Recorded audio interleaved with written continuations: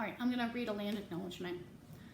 Portland, Oregon is located on the traditional homelands of the Multnomah, Cathlamet, Clackamas, Tumwater, Watlala bands of the Chinook, the Tualatin and Kalapuya, and many other indigenous nations of the Columbia River. I acknowledge the ancestors of this place and that I am here because of the sacrifices forced upon them. By recognizing these communities, I honor their legacy, lives, and descendants. And descendants are our friends and neighbors. Cool, thanks for that. I'm gonna try to find a way to put that at the beginning of all my videos because I think we need constant reminders that we're still guests. We have hosts to be accountable to. There's a lot of work to do. Let's not suck our dicks just yet. I got the fucking best cookbook. Oh my god, this is so awesome. So I wrote a report last term, and Sean Sherman was one of the people that I wrote about. I urge you to read about him on your own. I'm not going to give you the, two-dimensional Cliff's Notes version of something. You should really, you should want to seek out information, and I'm not going to enable you to be lazy that way. From here on out, if I feel like I can recommend something, I'm probably just going to provide the name of, whatever the work is or the folks involved. I'm not going to tell you why I like it. I'm not going to try to convince you of anything. And I'm not going to try to disseminate culture that isn't mine. I know how to appreciate things. It's not my job to teach you how to. I just want you to go down that rabbit hole, and I want you to get into it, and I want you to become passionate about it. So, and the other thing, I'm gonna make corn cakes, and there's something they call Three Sisters mash. It's just like a kitchen sink of local stuff. I mean, you got hominy and mint and sage and a bunch of other stuff together, squash. So it's gonna be nice comfort food for me to have throughout the week. And then, I've been wanting something kind of like hot and crunchy, so I think that the corn cakes will be nice. I've never actually bought cornmeal, I don't think, before, because I usually just use polenta for stuff, but it'll be fun to make them from scratch, and really it won't be any more difficult. So that's going to be nice. I've also been painting, and my dad is an amazing artist, but I didn't grow up with the training. I didn't learn any techniques. I don't have the education, but I guess Chris Kelly's gonna come up in May, and we're going to crack out on stuff for a week. He wants to do a study where he wants to use me in it, and I'm going to have him teach me some of this stuff because I think that he kind of knows what I need now. We've kind of talked about it. That's really, really exciting. Having somebody around to help me with this while I've been in a vacuum for an absurdly long time is really going to help me to be able to stay engaged in painting and to not get too discouraged that I want to give up. So that'll be really good. The main thing I wanted to talk about today is actually something uncomfortable, but I want to be really clear that I'm not posting this to dig into anyone or to be judgmental or to stigmatize them. This is actually something that keeps happening over and over in my life, and I don't think it's because I don't think I attract that. I just think it's easier for me to see. And I know how to deal with that, and I've come up with some really pretty great strategies for dealing with it. So we're talking about narcissistic behavior. Google it, go to a few different sources, and definitely don't try to diagnose people with stuff. Most people who have narcissistic behavior don't have a personality disorder, aren't severely mentally ill. They have more depression and anxiety than most other things. I mean, the basic stuff that the rest of us kind of know how to deal with.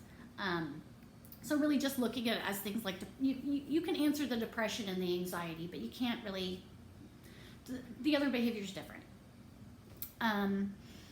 Narcissistic behavior is learned and reinforced through an action. So if you start realizing that you get more attention when you throw a fit or when you cry, when something's maybe not that big a deal, then you're going to use that as much as you possibly can.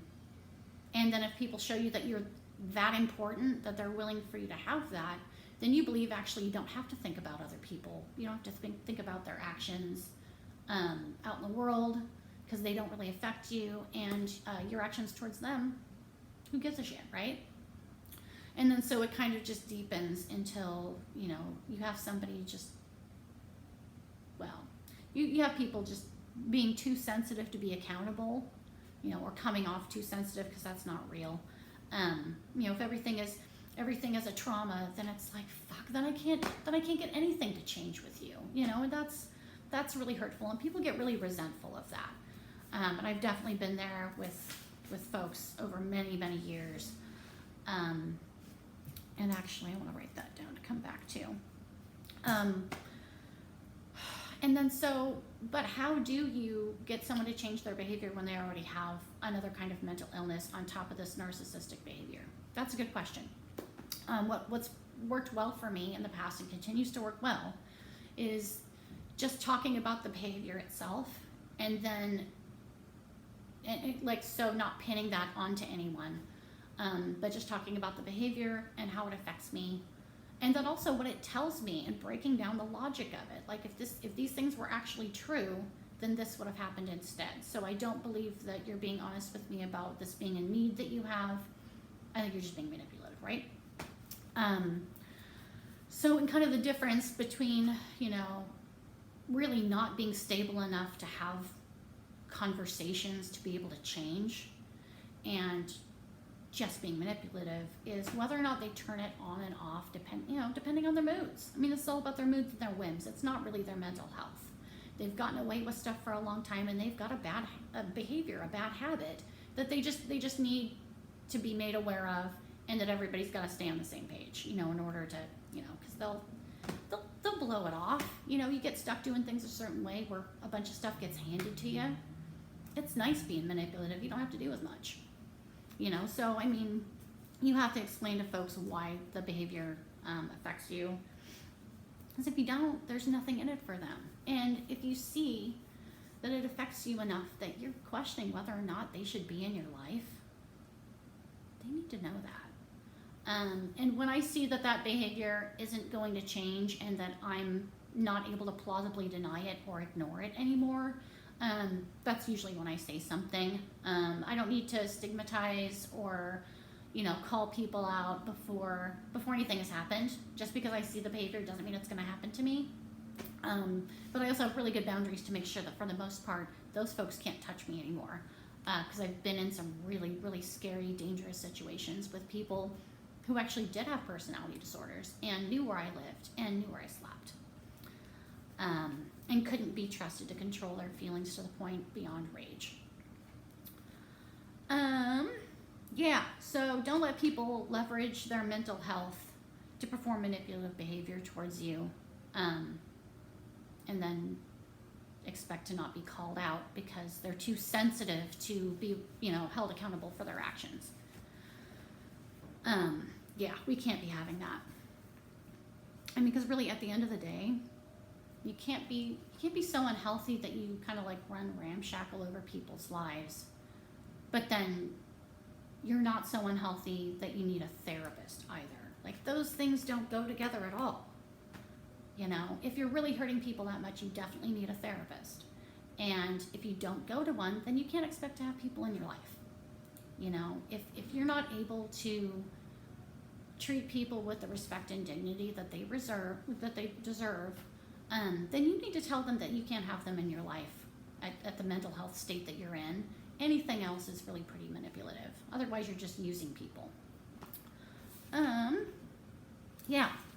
I wouldn't have brought it up except that there's this actually nice article in Scientific American recently about what they refer to as sensitive narcissism, which I think is, yeah, it's a type of narcissism that I think that we forget about, and we're told that we just have to let go because, gosh, but they're so nice and they're just having a rough time. If somebody's always having a rough time and there's never a good time for you to talk about your issues, you're being used and you're being manipulated.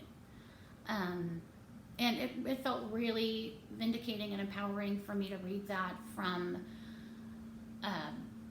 a source of information that I trust and respect. I'm not saying that they never have an agenda, but there's nothing wrong with them talking about this. And I think the more that we talk about it, the less people are going to be able to steamroll over everybody else with their sensitive feelings and all of their special needs. We need to toughen up a little bit and ask each other for help and not just pull strings. So let's get the manipulative bullshit out of our lives by just addressing it as behavior. It's not a judgment. We don't need to stigmatize it.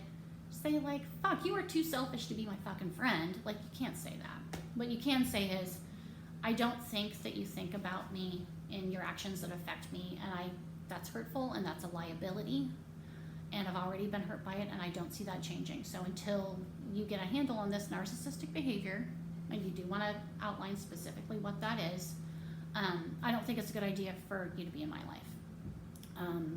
But then you should also say something along the lines of, maybe after some time and you've been able to work through this with a professional, I want you to feel like maybe after, such and such a time that I want you to be able to reach out to me, and then, maybe we can start again with a clean slate. Don't hold the old stuff against them, but maybe remind them that this is some of the behavior that we talked about. What did you learn about that? How are you doing that with your therapist? What can I do to be helpful with that?